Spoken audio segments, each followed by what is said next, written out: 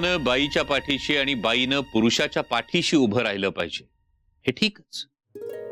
पण खरी प्रगती कुठं असते? कुठं?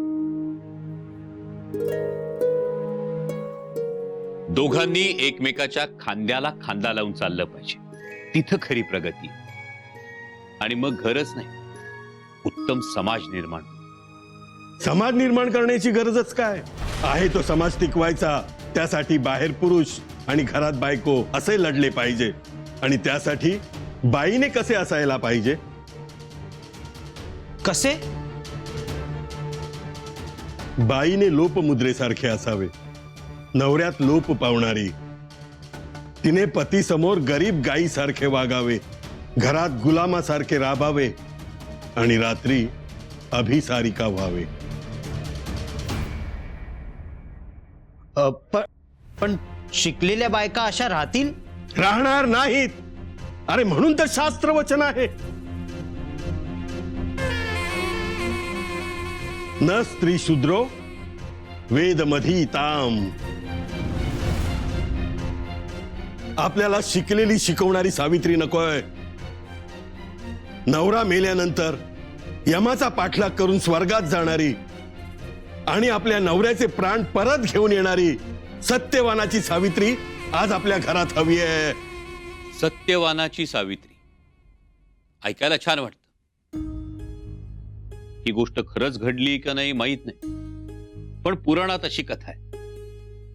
म्हणजे बघ ना, ही गोष्ट जर खरी असेल ना, तर तिचं धाडस अफाट आहे.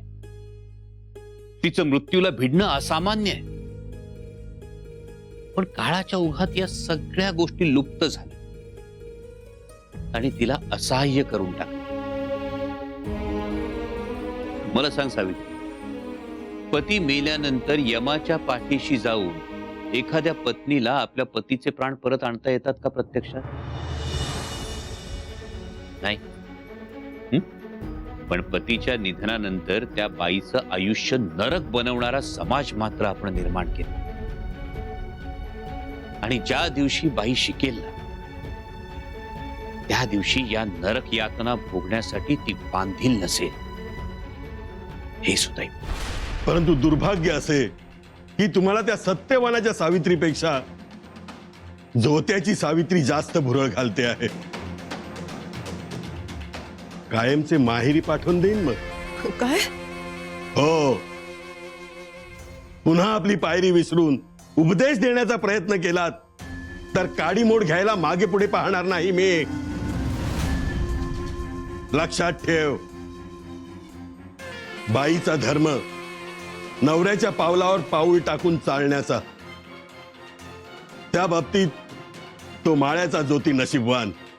माणसा हातात सांडपाणी, शेणगोळे आणि दगड घेऊन उभी राहिली, पण तरीही नवऱ्याने ठरवून दिलेल्या वाटेवर निमूटपणे चालत राहिली ती सावित्री. आणि तू धर्माला जप. धर्मापेक्षा श्रेष्ठ कोणीही नाही.